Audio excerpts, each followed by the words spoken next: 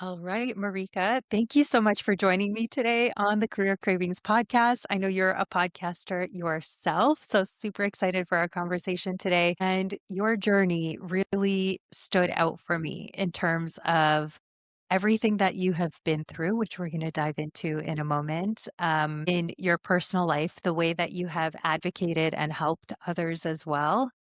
And just your journey to in your job search and finding the role that you are in today. I know there were lots of takeaways and mindset shifts, so excited to dive in. I would love to just start with a little intro about who you are and where you were in the journey when we. Okay, so I am now an HR business partner working for a fabulous organization, and I have an amazing team and coworkers. So that is where I am now. Where I found your podcast was the first thing. So Oh, a little bit about my journey, and I know we're gonna talk about this more, but I was both coaching and in an HR role, kind of doing both part-time, and, I had decided I wanted to go full-time in an HR role, and I wasn't able to do that with the company that I was working for at the time. So I'm a big as a podcaster myself, I love podcasts, I get a lot of information from podcasts, and so I, of course, got on and started looking at career podcasts, career transition podcasts. I wasn't really sure what I was looking for, but I, of course, found yours. And I think it was not soon. I mean, not too long after you had just started. And I had listened to a couple of different podcasts and I liked yours instantly. And I mean, I never even touched the other ones. So, and partly because you spoke really succinctly to, I think, the issues that job we struggle with when we're looking for a job, and also just really practical advice. And so that is really how I found out about you, was through your podcast. I love that so much. And I know I do the same thing. Like if I am in the car and I'm alone, as long as I'm alone, I'm always listening to something. And right now I'm diving into like every podcast there is about writing a book because that's the stage I'm in. And I'm like, I've never done this before. How am I supposed to figure this out? How would I know how to do this? And then I'm like diving in. And then of course from time to time, like different ones, but I go deep too. I'm like, okay, this is the topic. Let's listen to everything there is on this topic. Yes. And please plug your podcast. Tell us more about what that was about and what it's called so people can find it Yeah, as well. so my podcast, so I have been for the last 5 years a coach for people who are supporting a partner with cancer. And that was my story. I was in a very different career field, and my husband was diagnosed with cancer. The age I was 40, he was a little bit older than me, and we had a young child. And for most people who have any experience with cancer, it always hits you, out of the blue, and it's a major life transition and upset and kind of adjustment. And so through that process of really his battle with cancer, which lasted about 5 years, he did pass away. He ended up having multiple cancers, and we went through a lot in that period of time.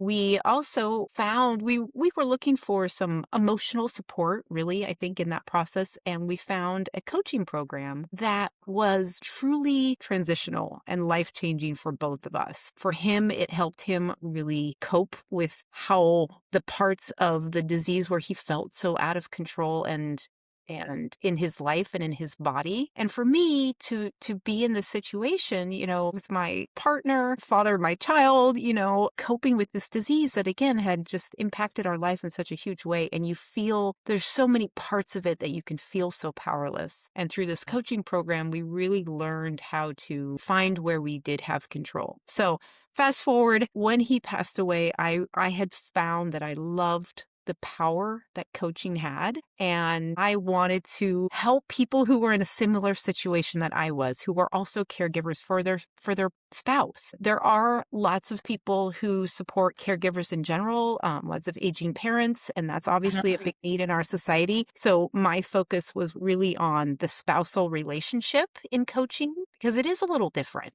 Yes. You're equal partners, and then that can drastically change overnight for many people. And how do you adjust? How does it impact your relationship? What roles do you pick up that they once did? And just the emotional aspect of, I might lose this person. I don't know what the future holds. We had our whole life planned, and now that's all up in the air. And all of those adjustments you go through, that is what I helped people with in my coaching program. The So podcast, which I started doing about a little over a year ago, is called "In This Together: Building Resilience When Caring for Your Partner."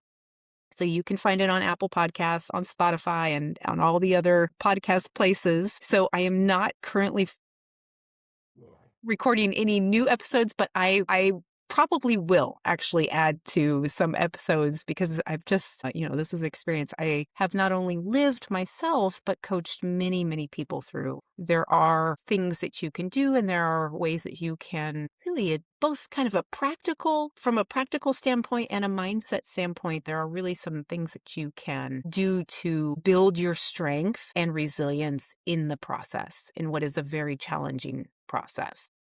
yes, I mean, it's most people's biggest fear. It was my biggest fear to be diagnosed with cancer, and then it happens, and I can't imagine what it would be like to support a spouse during that time, and I I know the first time we ever met and we were on our one-on-one and you shared with me what you had gone through, and I was just blown away by the fact that I believe there's, like, 2 types of people. There's people that will go through something very, very challenging like this, and most of the time, I mean, it can break you as an individual, Yep. right? Yes. And like you mentioned, you were seeking support. You were looking to improve, to learn, to connect, and the coaching worked so well for you. And then you wanted to help others do the same, which is so beautiful. So instead of letting it break you, you leaned into the resiliency and like, how can I give back? How can I help others who are going through this challenging thing? Yeah. And I I love that. It's just so beautiful, and I remember as soon as I learned I was cancer free, that was kind of what I wanted to do, and I didn't know what it looked like, but I'm like, "Maybe I write a book to help people stay optimistic while going through cancer," or like what because I was trying to think of what were the resources I needed, and, like, there aren't that many, Yeah. right? Yeah. And it's so, so challenging, so I love that you do that. It's beautiful. Yeah.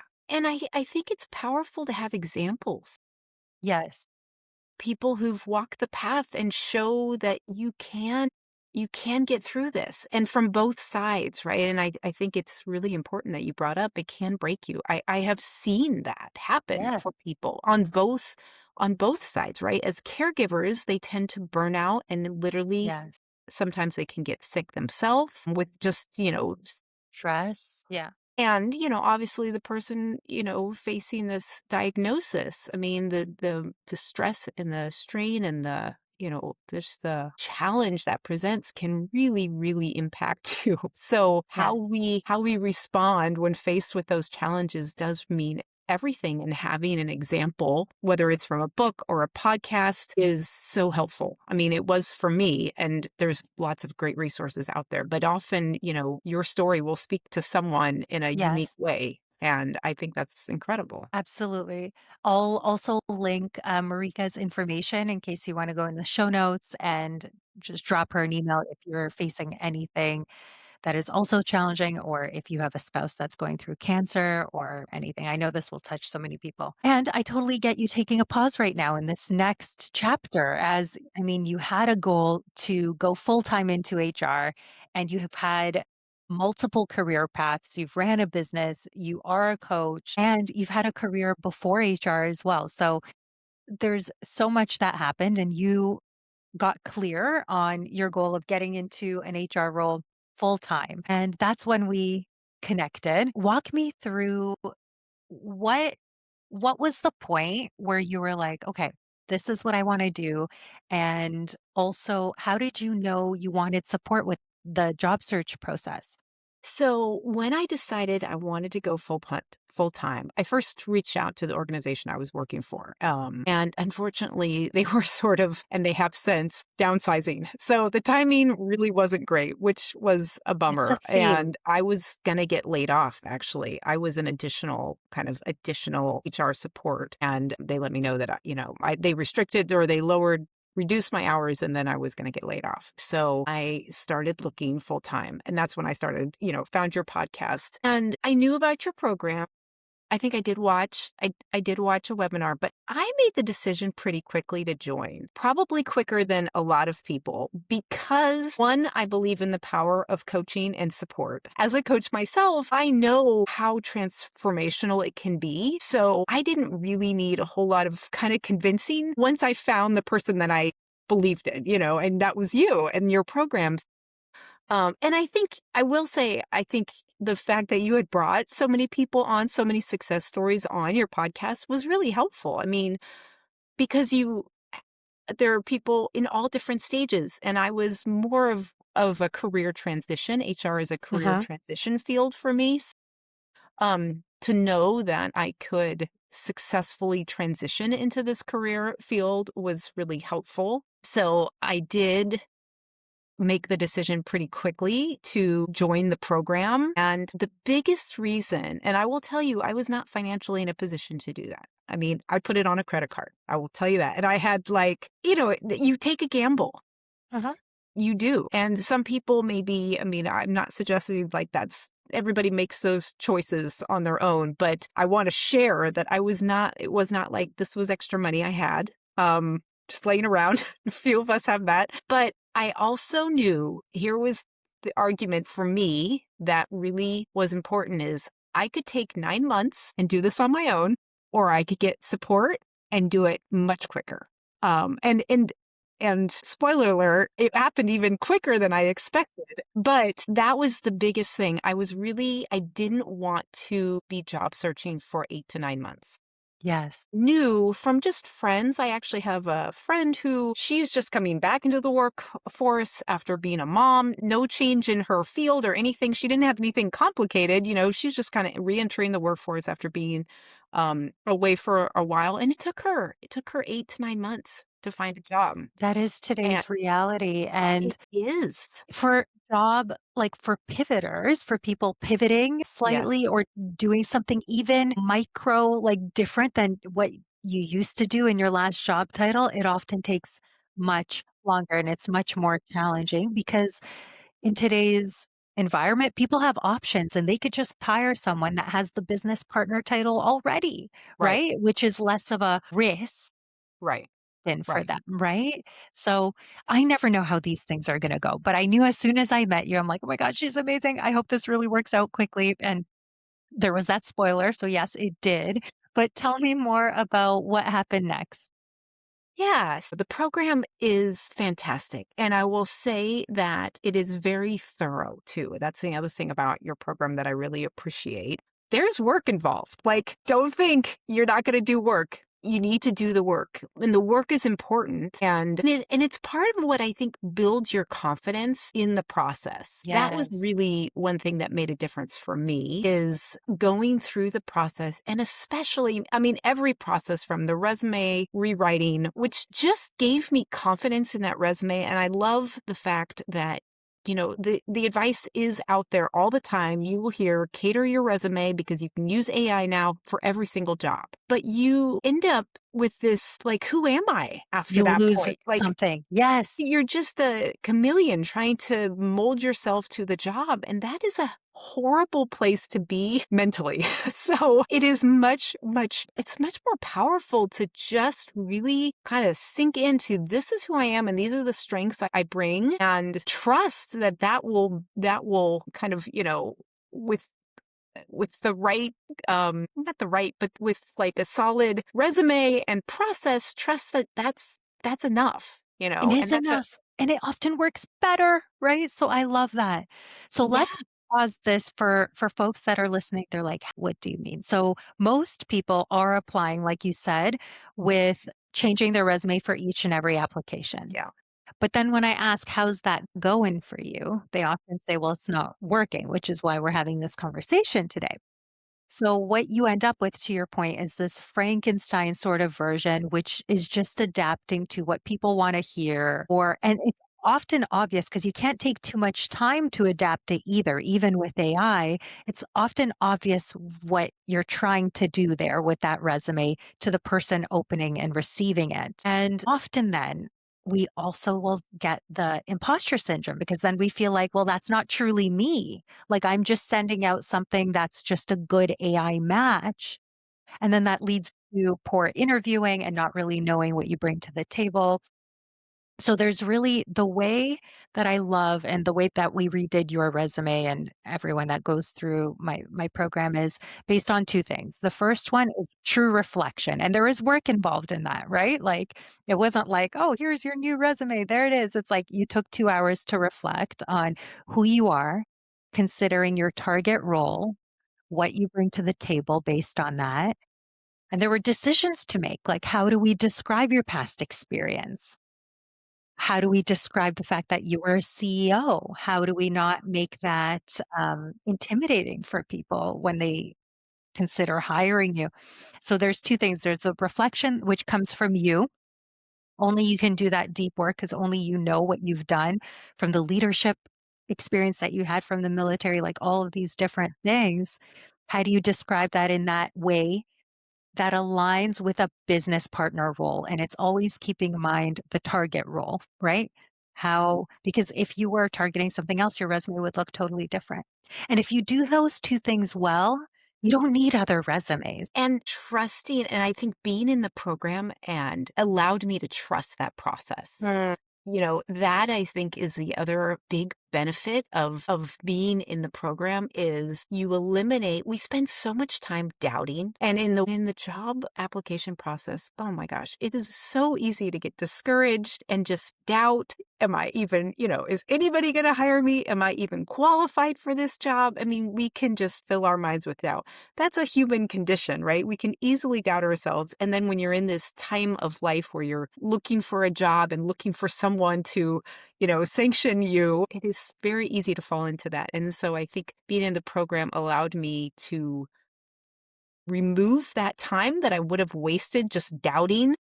Is my resume good enough? Am I doing the right thing? Am I spending my time? All those questions that we have, like, I was just like, I'm just going to follow the process and trust it. Well, then you're the best student because you trust and you're like, "Yes, okay, let's do this. I'm in. Like, Yes, let's until try it yeah, your way I mean, first."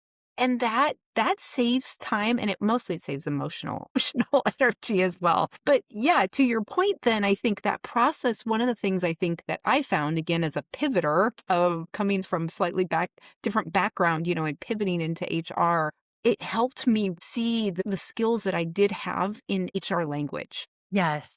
And it's been really helpful. I mean, the job I'm in now as an HR business partner, all of my experience, even though I haven't had this title before, still comes to bear and has been super helpful. And I'm loving my job and feeling very capable in it as I well. love I've that. got tons to learn, but I also know I can totally handle this. And that's because of my past experience. And it takes you to believe that first, right? Before you can ever translate it to a resume or translate it in an interview to essentially, I don't like the word convince, but really you're trying to prove or convince in an interview that you are qualified for this. You can do this. And sometimes it's harder for people that haven't done that exact role before, right? But it takes your belief in you first. And that is the value of the work, because through going through the modules, you are forced to do the reflection and to write out how have I handled employee relations issues before? What have I done? Like, one of my big fears, or I felt like it was a big weakness, was legal.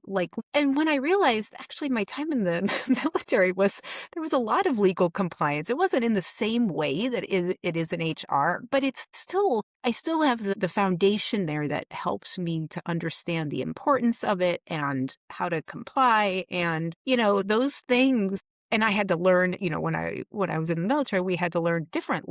there were legal compliance issues. They were just slightly different than they are in HR, you know?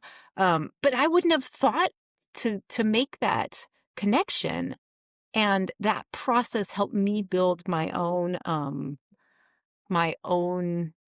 belief in myself so that when I was interviewing, it was, genuine. I believed like, yeah, I Yeah. haven't done this exact thing, but I totally know I can. And this is why. This is how I know that I can do it because I've done this thing similar before. And that was so powerful.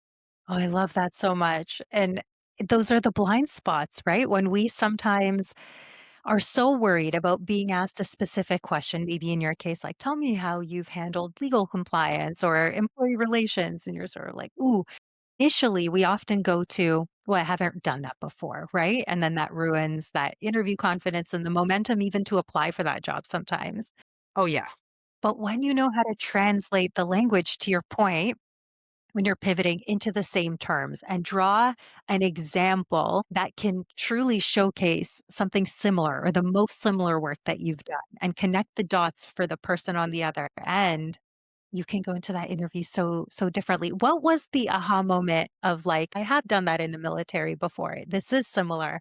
Well, the one I just shared actually about compliance, that was kind of a big aha moment for me because I hadn't realized that there is a lot of compliance aspects in my past military experience. And I'm trying to think of that was a big one actually. Were you asked about that in an interview? Because I know that was a fear that you might be asked, but were you actually asked the question? Yes, Yeah. I Well, was, good. and Well, good. especially too and one big part of my job now is doing investigations, and I had participated in the other organization I worked for, I had participated in some organization, but I never conducted one on my own, I wasn't in that role, and, I mean, I was upfront and honest about that, I've already done 2 in my short time Now in you this new got it. job. You can add it to the resume now. Easy And peasy. and and it's totally, again, while I hadn't done that exact thing, the process and the experience and the appreciation for detail and neutrality that you need to bring to an HR investigation is, I have those Yes. skills, just not in the exact way. And I think that's the really I think your program helped me always ask the question, how have I done that? How Mm, have I done that? As opposed to, like you said, we default to, oh, I haven't done that haven't done exact that. thing. Mhm. I haven't. But how have you? Because you have in Yes. some way, even if Yes. a little bit. And I love how you talk about, for people who are maybe just out of school or something, you still have that experience in some way and your job is to find it and articulate it and let them decide Yes, whether if it's it's enough or not. applicable. Yeah, Yes. yeah. Oh, I love that so much. And what I found from asking, like, hundreds of people that exact question of, like, after they say, "I don't have this. Can you help me, like can you help me explain to them I don't have it in a way that's, like, acceptable in an interview?" Before we draft the "I don't have it" response, it's first like, I love to dig in. And what I find is you often do have something, and sometimes it's so related, but our brain blocks us by Yeah, saying, "Nope, I don't have that," right? yeah, And the more we believe it again, it's like the same message, the more we believe it, the more we can articulate it, and then yes, the better it's received, and someone else can understand, okay, it might not be the exact same thing, you did it in a different environment, but that shows me you've done something similar before, I'm sure you could figure it out. Like, you're a smart person, I'm sure you could figure it out. And now with AI and, like, we can get any information that we need so quickly, but are you the type of person that can figure it out? And if so, how can you prove that? yeah. What And stories can you bring to prove that? exactly. And be able to say it confidently. I mean, Yes. believe that about yourself. And that's the self belief part of the process that is a little more, that is just a process, right? Working through that, I think, was for sure a process for me. I had to believe, yes, I've never done this job before. But the other thing, in going back through my experience, I realized I had taken many roles in the past of jobs that I had never done before. And Yes. just that recognition. gave me confidence that like, what this would be no different. I've done this multiple times before. In fact, I almost see it as a trend. It was a trend in my career history that I was kind of the first in a role. And I was, given that role because there was trust that I would figure it out and do it. And so, And then you that did. and I did. Yes, absolutely. Absolutely. So that's actually such a great mindset shift for someone listening who's also maybe pivoting. We're all doing something slightly different than we've ever done before. I'm doing new things every week. I know that for sure. And I'm questioning myself all the time. And it's like sometimes we just need our own tracker record of success. Like one of my favorite things to do is like, especially with a new year, we're in that season. It's like looking at what have you done that you've never done before? And that will give you confidence to look to just give yourself the confidence to look at something in a more positive light. Like, although I've never done that, I'm sure I could figure it out because I've done hard things before. I've been in new roles before where I didn't know a thing about X or Y. And then within a month I did, right? I learned quickly. And looking back is often it's such a great predictor of future success too, right? Like if you've done it before, why wouldn't you figure out this HR business partner role? Like why not? Right. You've done so much. There's so many good things there. So what happened next? Tell me, like, so you, yes, fill me on. So the other thing that I think I wanted to bring up because from my experience, and this may resonate with some people, you're applying to jobs, and a lot of times you don't either hear anything at all, or you get a acceptance that we've received your application, we'll follow up. It's often hard to keep, to even track because sometimes the emails get lost in your email. And so there's such this void when you're applying for jobs that can be really hard. We never leave the job search unscathed. There's no one, I'm certain there's no one that's like applied for jobs that didn't get a level of rejection, even if they landed a role quickly, Yes. right? There's so much Yes. rejection. Yes. And that is really hard.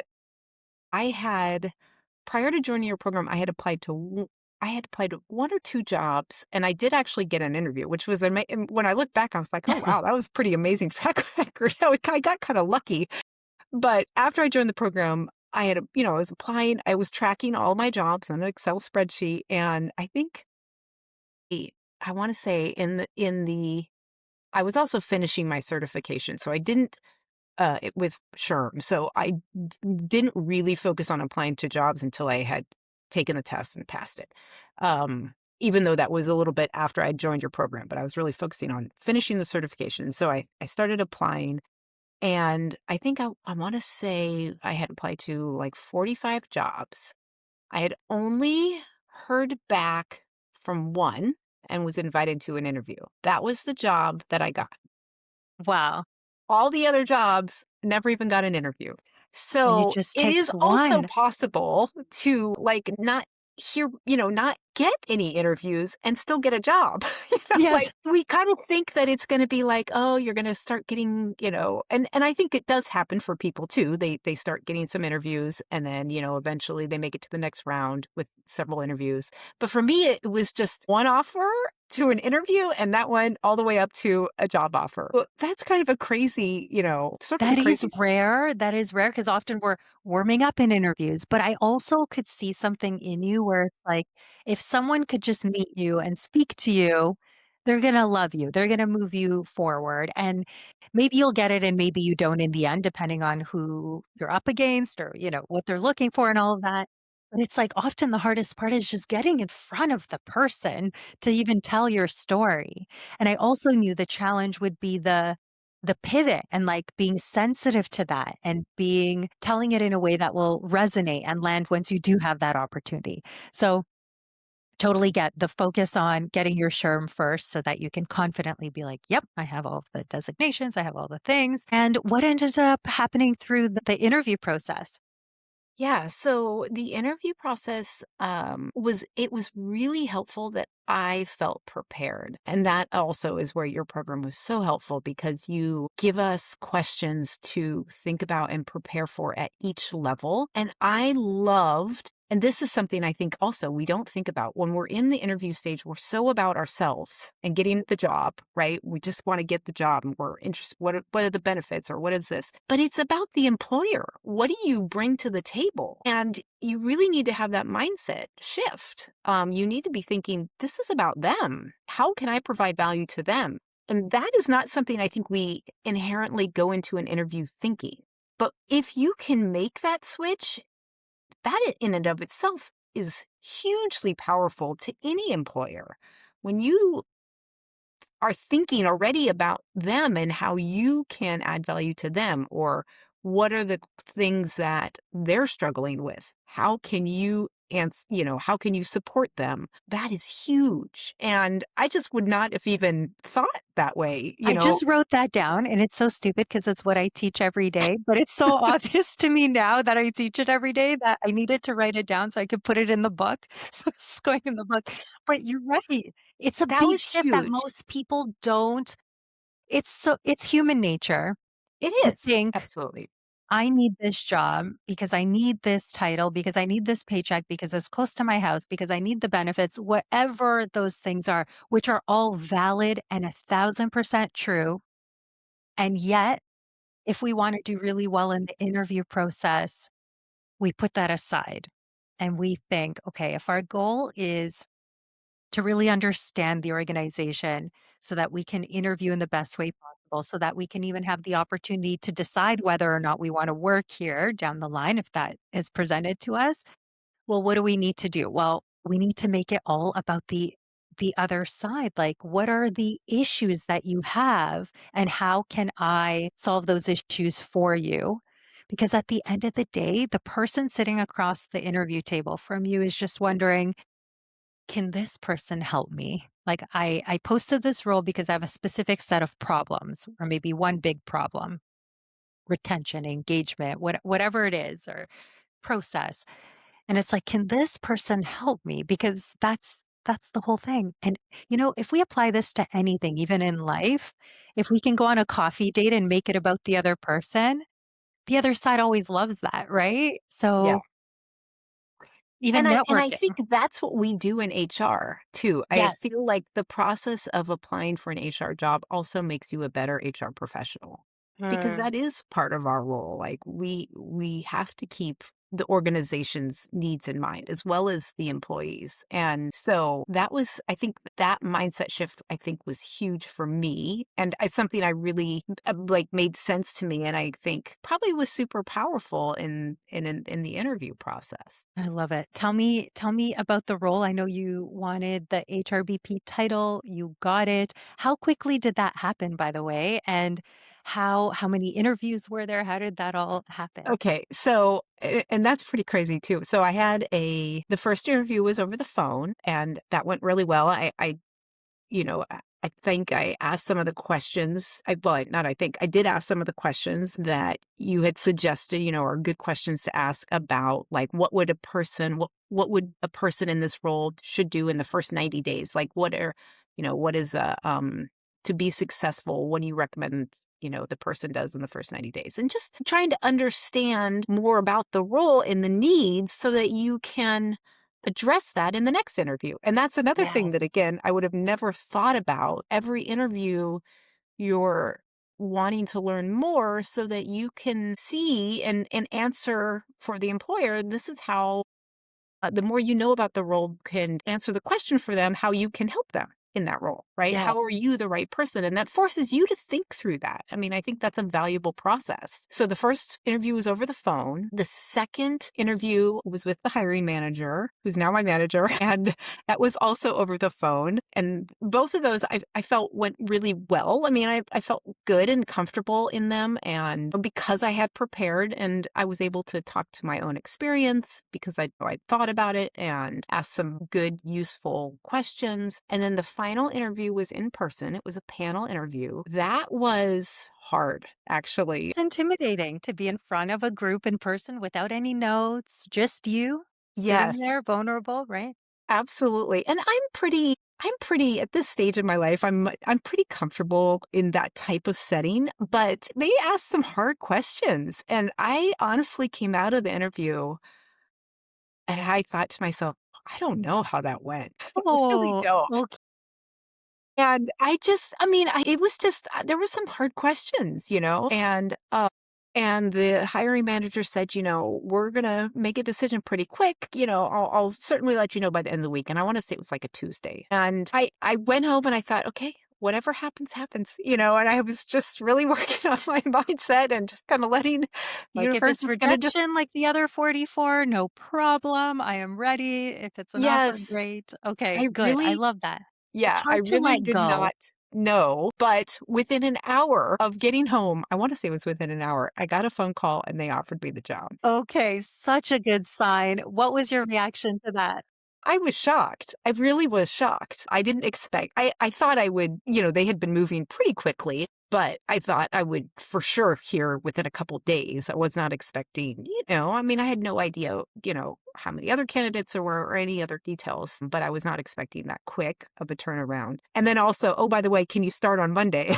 And and I said, Rare. "Absolutely," because they wanted to do some training with the person that was leaving, and she was only gonna be there for a short window, so, absolutely, and it has been just an absolute, fantastic organization, and I couldn't ask for better coworkers and a better manager. I mean, so I I'm love just that. really, really thankful of the whole process, What's meant and to be will be, and I love that you let go. I never could let go. When I was in final stages for interviews, I would, like, ruminate and just picture my life in the role, which is literally something I want no one else to do. It's the worst advice, but it's just I couldn't help it. I was like, "Well, I need a work outfit. What if I need to start on Monday? Like, what am I gonna wear?"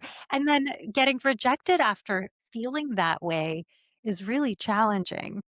That is something that I will say, having kind of what I've gone through in my life and with my husband and as a coach, that's something I've learned to do now in my life that I wouldn't have been able to do 10 years ago. So that is a newer skill, like kind of just letting go. I mean, Yes. I'm in the process of also buying a house, which is another one of those processes where Yes, you're what like, if you don't get I it? want What if it. there's another offer? Oh my Yes, and I'm already moving in my mind.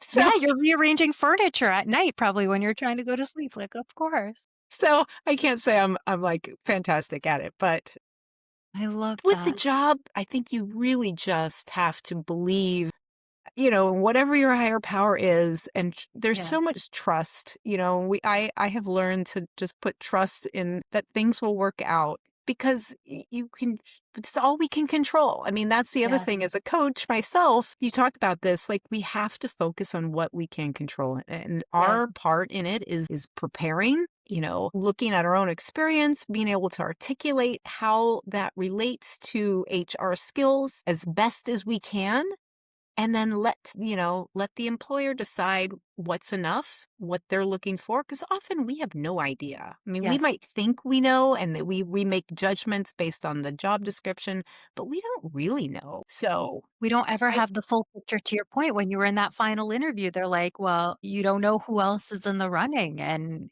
who you're up against, or is there anyone else, or are there 10 people, or are there 2?" And that's actually I love that you tied it back to your biggest life lessons as well in terms of like, it doesn't always turn out exactly like we wanted or at all like we wanted or expected, but all we can do is control how we react to it and what we do with that. And you've done some really beautiful things with the tough moments in your life, and that's all you can control.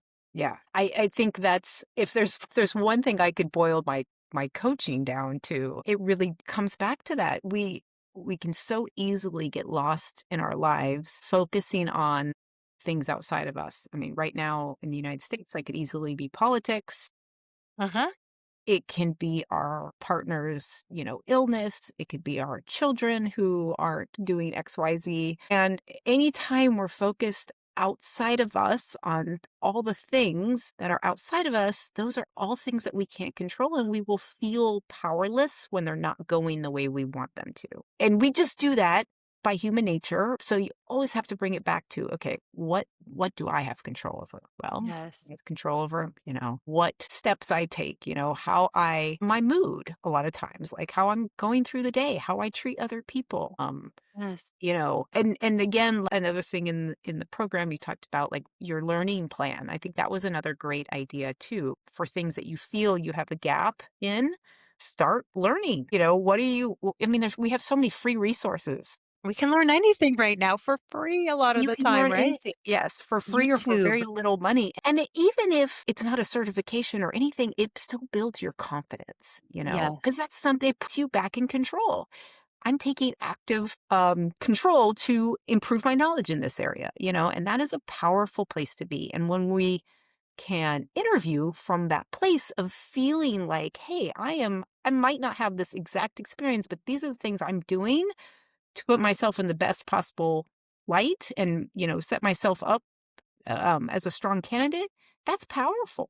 Yes. And so many people, you mentioned politics, and there's a lot of people that will dwell on what's happening in the world or even in this job market. And they look at the unemployment rates or the amounts of people that are being let go from their organizations, or they're hearing, of course, you're going to hear these things. And some people will be saying very negative things like, you'll never find a job in this market. Like, you'll never pivot into a new role. Like, they have so many options right now.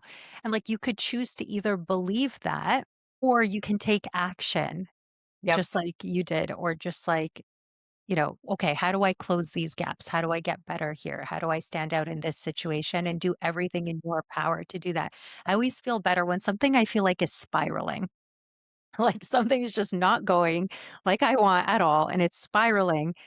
I always try to make an action plan towards it. I'm like, okay, what can I do right now? And it always calms me down. I know not everyone wants to solve with an action right away. For me, it's like, just helps me feel better that at least I'm doing my little bit to try to make this better. It always makes me feel better in that situation. Yeah, because you're being proactive instead of reactive, or Yes. feeling like a victim to the spiral, right? Which we Yeah. do. We easily do that. I think that's brilliant. Yeah, it's a I know great. we're over, and I told you my editor yells when it's over 45 minutes, so I'll have to snip something out. But one last question for you. We talked about mindset, and we're on this conversation about mindset. And right before we hit record, there was a piece about mindset that you mentioned, and it's the acting as if. And I think that's a powerful lesson. I'm not even sure I've talked about this on the podcast before. Maybe I have lightly, but take me back to that moment where you decided to act as if you already had the role that you wanted, and how did that change things for you? Yeah, so that is a really foundational coaching principle, I would say pretty universally, is Yes. for anything that you aren't yet believing, to start to believe that you can be, start living into that role now. And it's hard to do, I think. And there was a Friday, I remember very specifically, I was feeling very discouraged on the job search process. And I'd gone for a really long walk, and I decided to listen to your mindset module, which is like one of the last ones. And the lesson about acting as if, how would I behave as an HR business partner? And thinking about, how would I dress? What organizations would I be in? How would I think about myself? And just doing that mental exercise. And one of the actions that I took after doing that mental exercise was I joined my local SHRM chapter, which was Yes. cost money. And it was not something that, again, I was really in a position to do financially. But I believe, like, if I was an HR business partner right now, I would belong to SHRM. Mhm. So part of those, and I continue to really try to imagine, like, what are the little things that, how would I feel? It can be really Yes. hard to do that. Tapping into the feeling is the most powerful thing. Yeah, and I find it challenging. I think it's Yes, it is. don't do it because it's not easy to do, but I think even the effort to try is Mhm. helpful, and it forces you. I had an experience when I used to work for the Air Force. I remember because there we had many people, like, I was a GG and I wanted the job of a GG. And I remember at the time thinking, "Oh my gosh, that's a pretty big leap." just even though it's just one number, it is a pretty big leap as a in a position from a positional standpoint. And I remember thinking, "Oh my gosh, I'm not ready for that." And I did get the job. I got the promotion. Um, and once I was in that role, I like was totally ready for it. I had just Yes. built it up to be this Why huge. do we do this? And so I kind of remembered that experience, and that was really helpful. And I sort of brought that to, I'm making this HR business partner out to be this huge thing when really I can do that now, And so just finding all the ways maybe you've done that in the past, help you live into that role is really, I mean, those are the things that we can do that they're not concrete. You can't really measure the impact that will have, but I guarantee you it is huge. And it does have an impact. It's just very hard to measure it. You can't give statistics, Yeah. around how many jobs you apply, like you can, like I've How applied to did this that many impact the jobs, interview you had? Like, you have no idea, but it but changes your energy. And yes, mostly with the interview process, energetics. it's all about self-confidence and belief. And that's where the acting as if process is really helpful, I think. It helps you believe in yourself. Yes, there's that I'm not sure if you have read Wayne Dyer, but he has this book that's called You Will See It Once You Believe It. It's like the flip on that famous quote, and it's so true. You will see it once you believe it. But sometimes we feel like we're tricking our minds. We're trying to trick our minds into believing we're something that we're not. And it feels like there's this incongruence between where we are now and where we believe that we want to be. And if you can imagine the feeling of already having accomplished whatever it is that you're striving for, then your mind does try to close that gap. Yeah. And I'm doing it right now, like this week. So I'm writing a book, right? And this week I got Chat GPT. When I now narrow down the title, I think, unless like with publishing we change it. So I got Chat GPT to do a realistic mock-up of a book in the colors that I like and the way I want to see it, because I want to put it on my vision board to know, although it is like a not even finished manuscript, I need to see it done to know that like I am an author. And how Yeah. would an author, maybe a best-selling author, write this book? And the energy, bringing that energy instead of a questioning energy of like, will anyone ever read this? Or, will this work out? Just changes my own mindset around it. And it makes me happier in the process, right? So, Yeah, this is why I love coaching because we could talk for like a whole nother hour. I love that process. I mean, it gets me excited. I'm like, what project do I want to yes, do that? you need to see it, right? That's why the And you will start, seeing the book cover on your vision board. You're going to start believing in yourself as an author and thinking about that. And then the book is a done deal. Now you just have to like do the writing. yes, that's the easy part. Yeah, right. I It's mean, so true. No, it it's true. does, We're it laughing about it, changes. but it's true. Yeah, yeah. It's Changes how you approach an interview. If you believe that you already are a business partner, you're just waiting for reality to catch up. Yeah, And like we've all heard about time and how, some people say time is a construct and everything's really happening all at once and things like that. So even you having the dream or the desire means that it is possible for you and it might be happening already in the future, and just stepping into that and believing it will definitely affect the way you show up in that interview. yes. And it Yeah, will affect the way the maybe certain word choices that I choose in the book, from being like a more yeah, inspired place, right? Instead of like a fear-based maybe word selection or something. yeah. Anyway, love it. We can talk for 3 more hours, but I will be in trouble. So I think we should stop for today. But Marika, thank you so much for coming. There were so many amazing insights, so many things that I took away from, especially the pivoting standpoint, the resiliency, turning something extremely challenging, maybe biggest fear, into something beautiful and helping others. And I just love seeing and hearing about you thriving in this next chapter. And I can't wait to see what happens next and keep me updated on all things business related as well and HR related.